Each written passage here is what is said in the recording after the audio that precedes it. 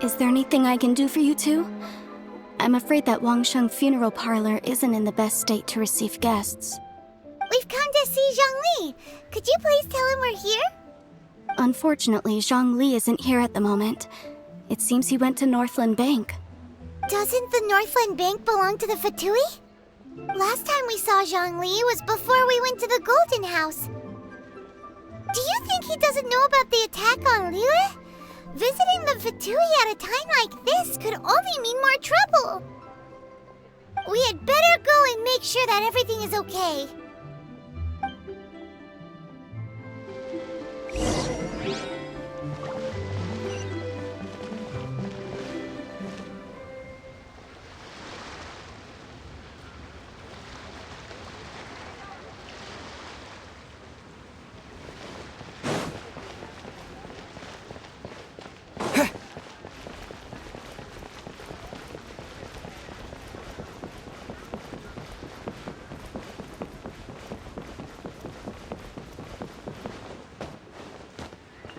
What should I put in my bag?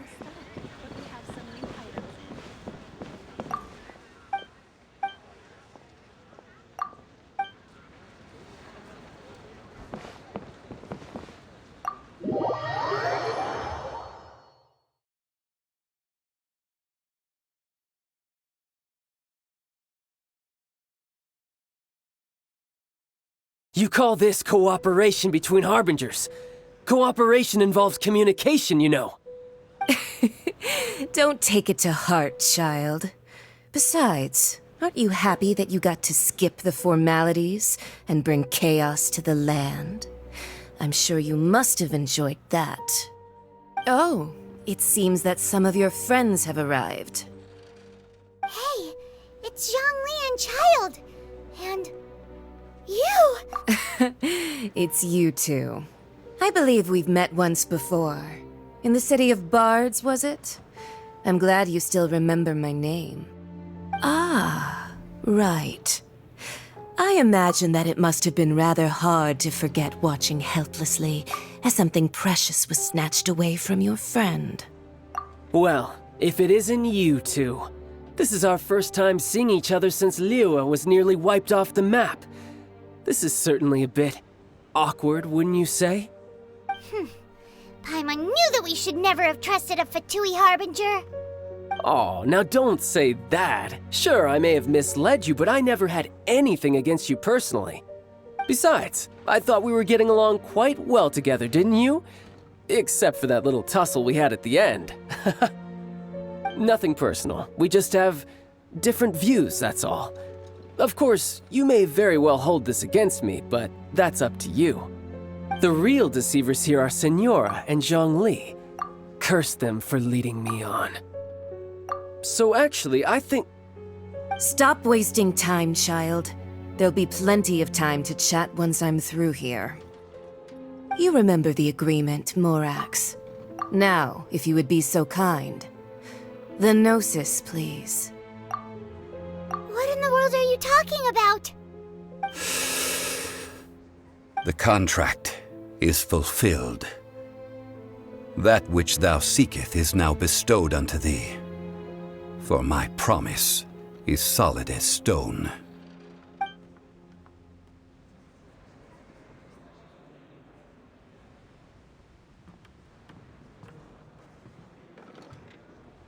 How sanctimonious.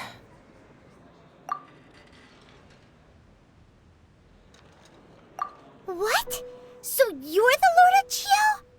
No, wait! That's an exciting twist and all, but why give the Gnosis to the Fatui? I do not give it for free. I give it as agreed upon in the contract, for it is a matter solely between the Tsaritsa and I. Yeah, you don't think you went a little bit too far with that whole fake death thing? Everyone was preparing the ceremony for you, and splat! This big dragon falls out of the sky, and all of Liyue goes into an uproar.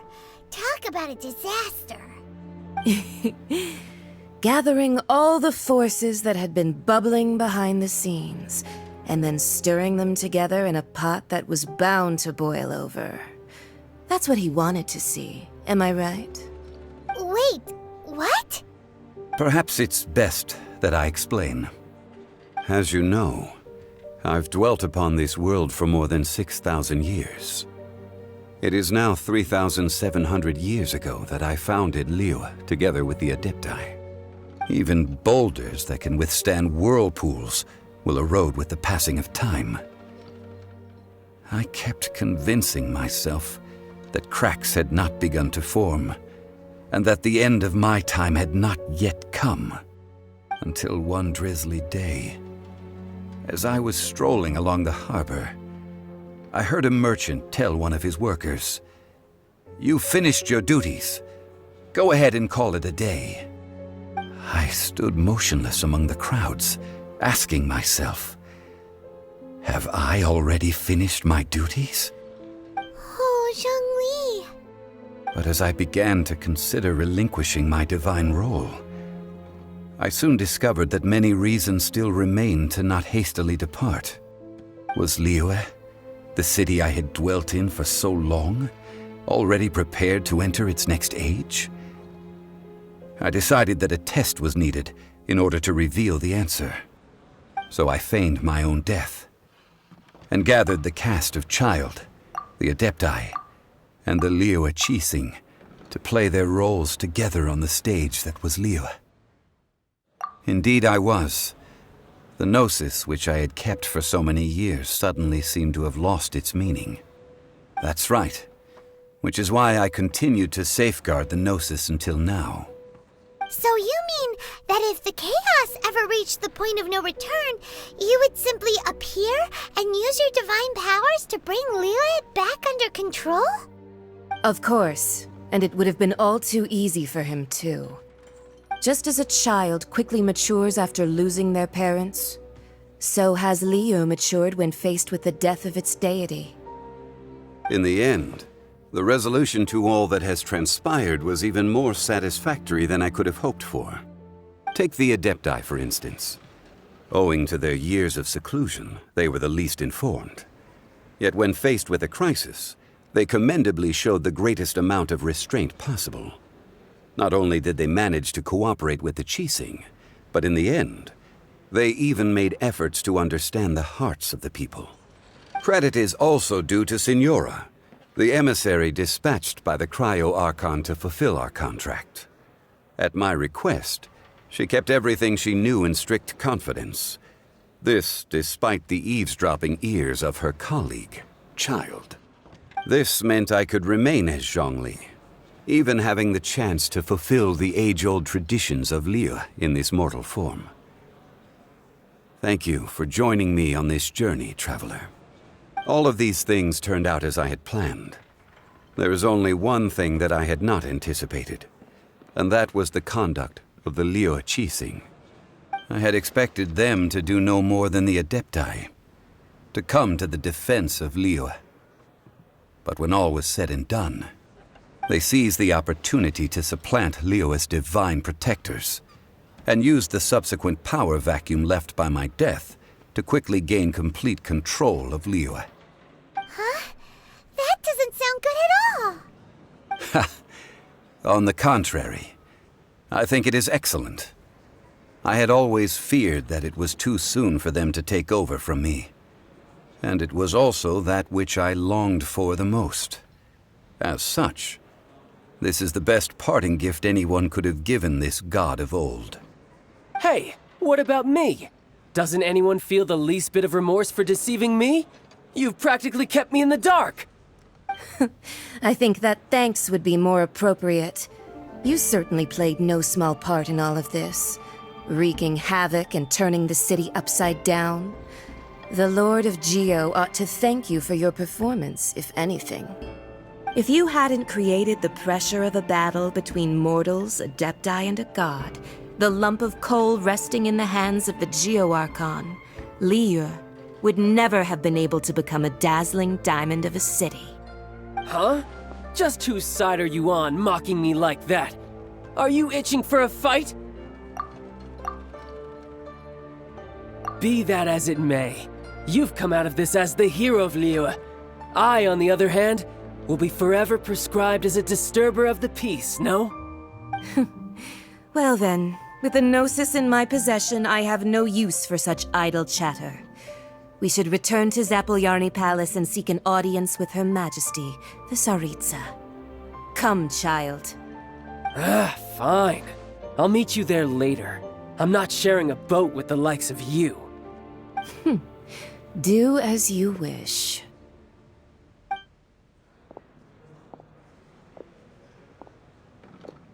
Now then, is there anything else you wish to ask me?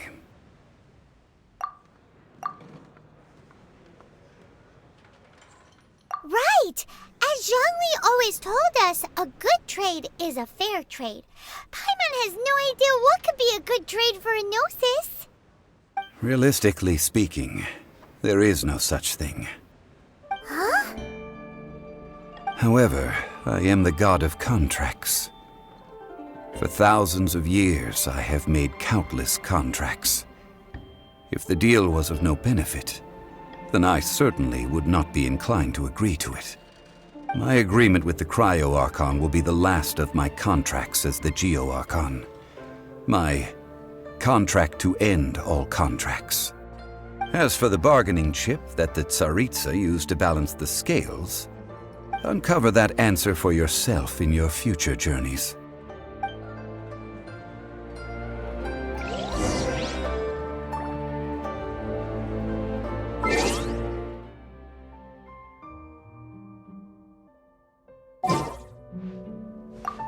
Paimon can't absorb so much information at once. So, Zhongli, what sort of contract did you sign with the Cryo-Archon? Paimon's so curious. One of the clauses of our contract was not to divulge any of its contents. You're so petty.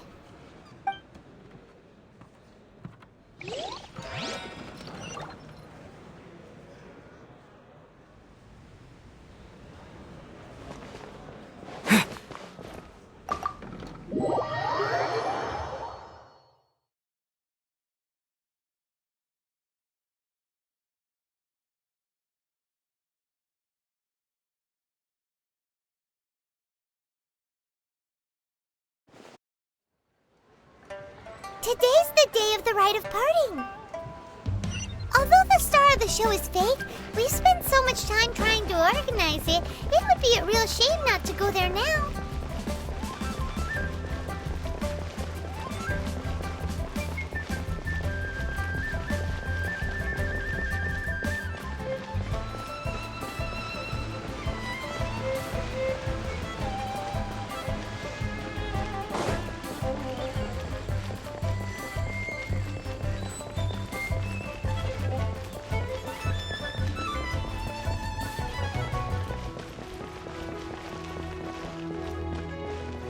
Well, since we're going through with this rite of parting, I guess it means that those rumors hit the nail on the head.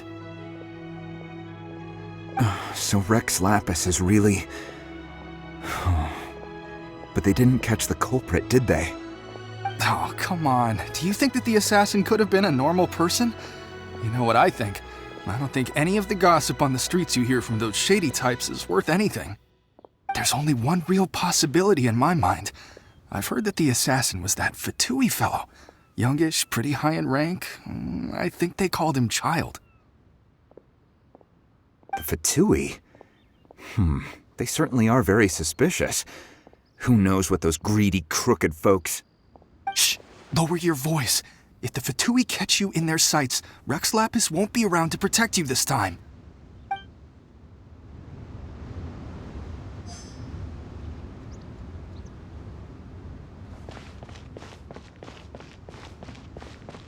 You know that god from the ocean couldn't have just shown up out of nowhere. I mean, it's been 2,000 years since Rex Lapis subdued it. Yes, and to think that this happened right on the heels of the incident with Rex Lapis, too. Say, do you think the person who assassinated our lord and released that evil god might have been one and the same? Now that you mention it, that's very possible. Yes, it's very possible indeed. I mean, it all fits together. That person must have colluded with the evil god to harm Rex Lapis. Oh, that wicked, black-hearted scoundrel.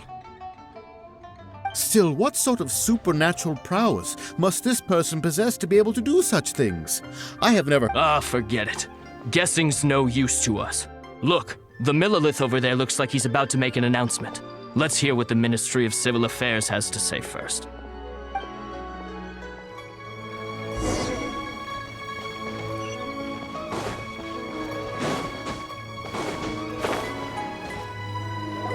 Hear ye all!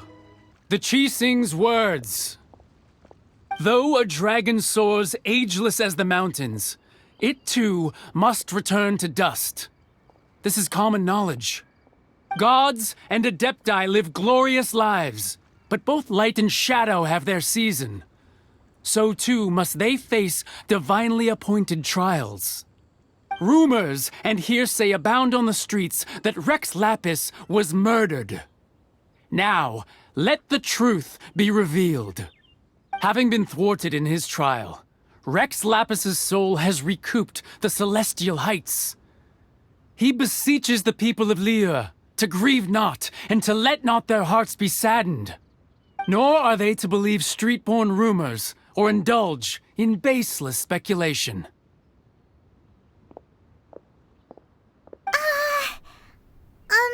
Paimon needs a translation on what the Qixing's announcement said. So that's how they're spinning it. Something feels off. Why would they suddenly give up looking for the murderer? Not to mention how this excuse sounds like something they just made up on the spot. Could the Qixing already have known that Rex Lapis wasn't dead? But Zhongli said that neither they nor the Adepti knew anything. Did Zhongli tell them in secret after his gnosis changed hands? Exactly, right? Ooh, seems like the rite of parting has been going on for a while now. Let's go have a look.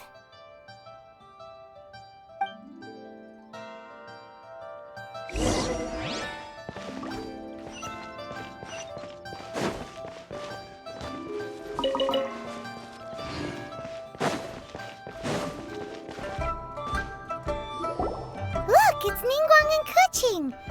Are they saying something? Are there speeches over? As said previously, Rex Lapis's soul returning to the heavens is the end of the contract. And it is also the end of an era. 3,700 years of contracts burnt and reduced to ash.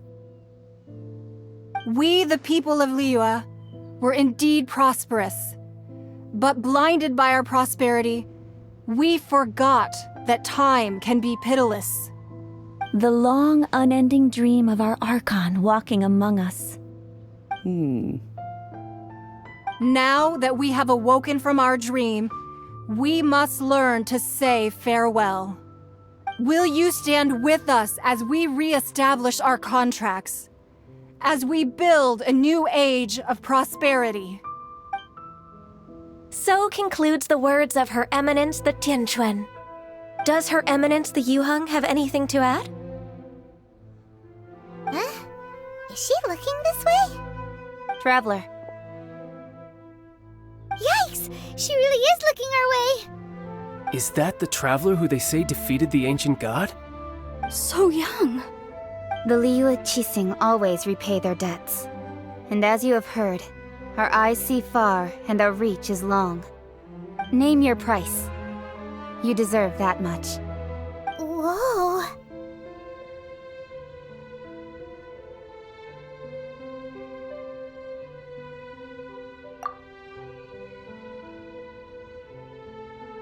Well, Could you help me put up some missing person posters?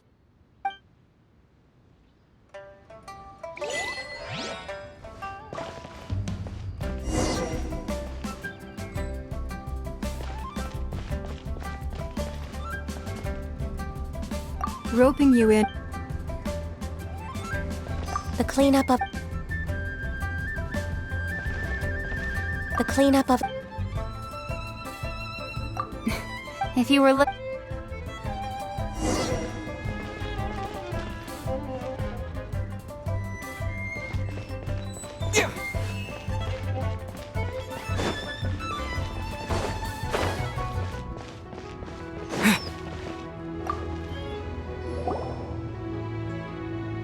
Hey, Zhongli!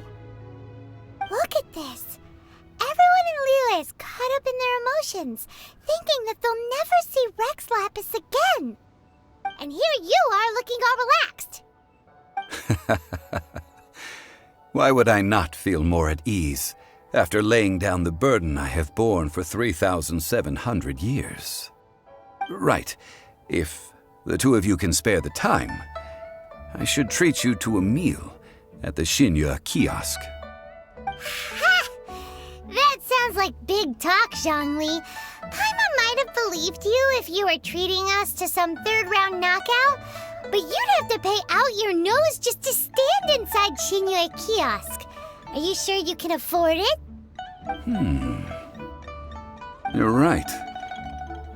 I do like the Mora.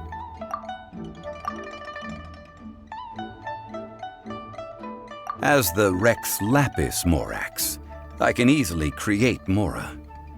But since I have chosen to walk this earth as the mortal Zhongli, I should abide by the same rules that mortals do. When I was journeying with you, though I still had the Gnosis in hand, I knew that I must soon retire from my role as an Archon, so I had to rehearse a little for my new life. Oh, no wonder! Paimon gets it now. You didn't look at the price tags when we were spending because you've never had to. But since you weren't used to not being able to just make more Mora as and when you wanted to, you had to try becoming a parasite to society who lives off of other people's credit. Well, we were only spending Fatui money. You don't have to say it like that. In the City of Commerce, we do not merely exchange money or goods. We also exchange knowledge, memories, and foresight, as well as positions, roles, and lives. The Archon Morax could never experience life as the true mortal Zhongli could, no matter how many times he descended to be with his people. I must thank you for that. I will treasure the memories that I made as Zhongli, traveling the streets of Liyue with you. That is true, but there is no journey that does not end. No meetings without partings. Paimon thinks that we should make a move and continue our search for the Seven. I fear that continuing your journey may be difficult.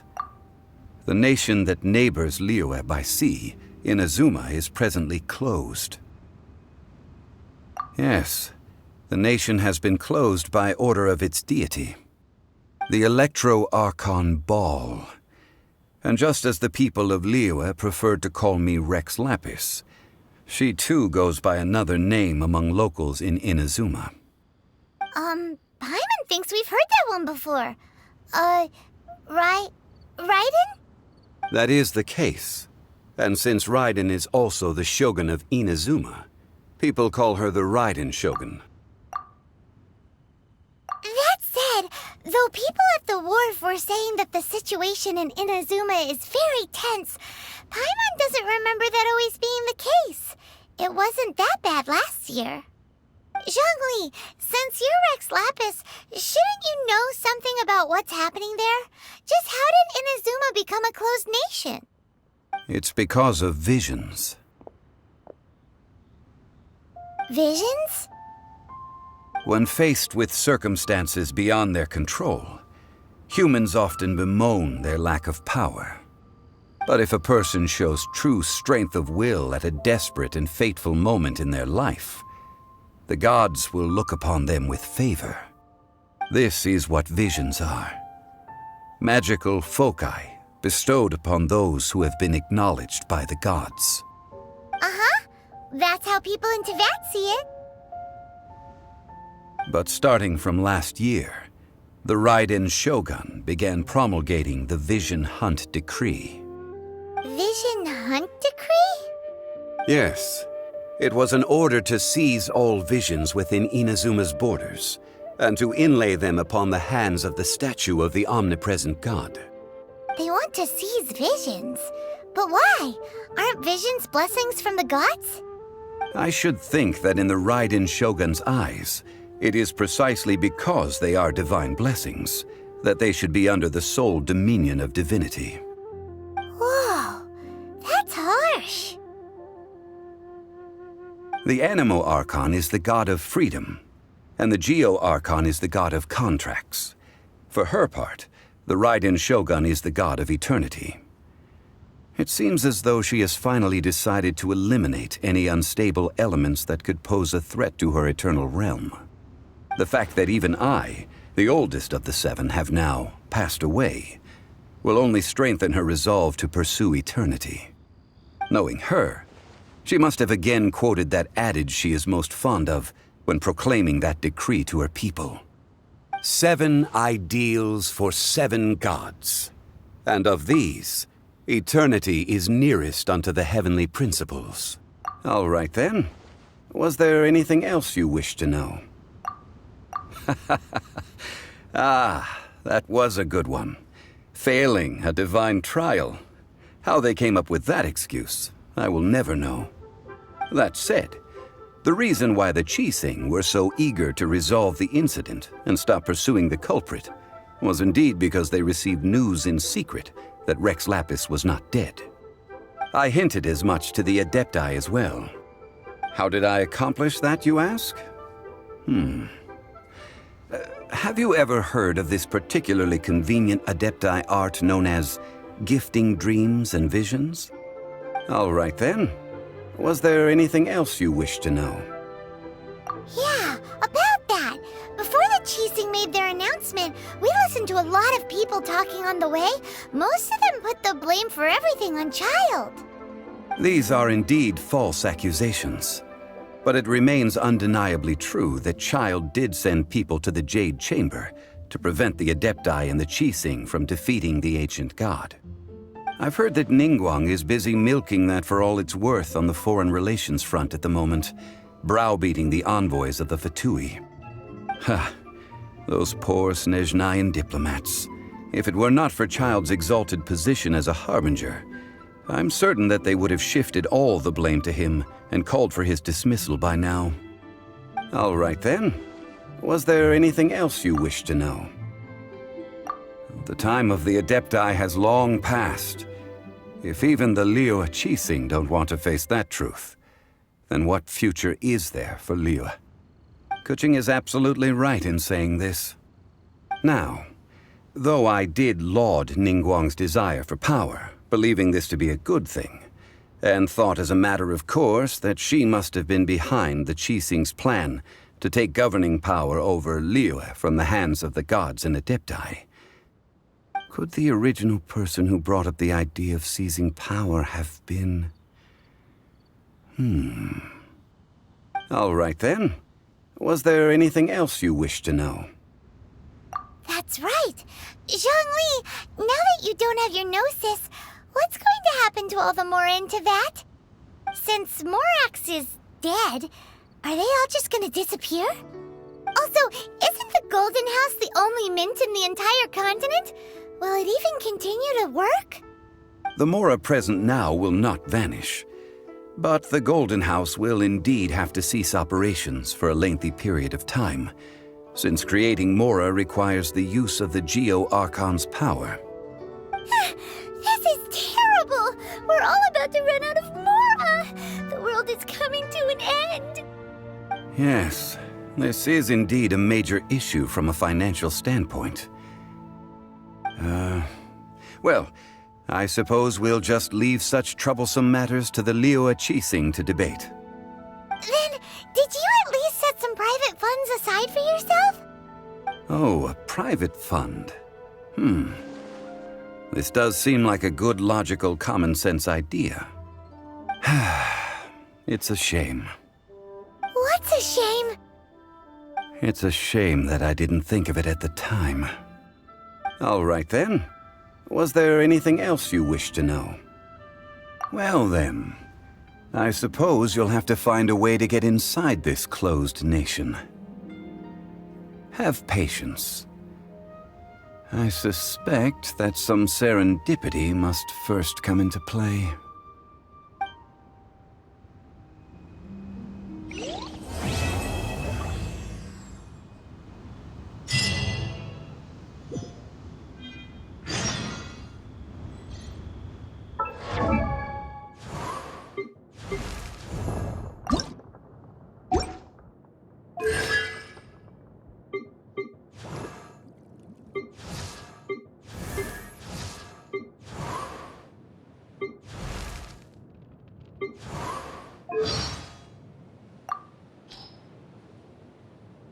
To think that the Geo-Archon had signed a contract with the Cryo-Archon. I wonder...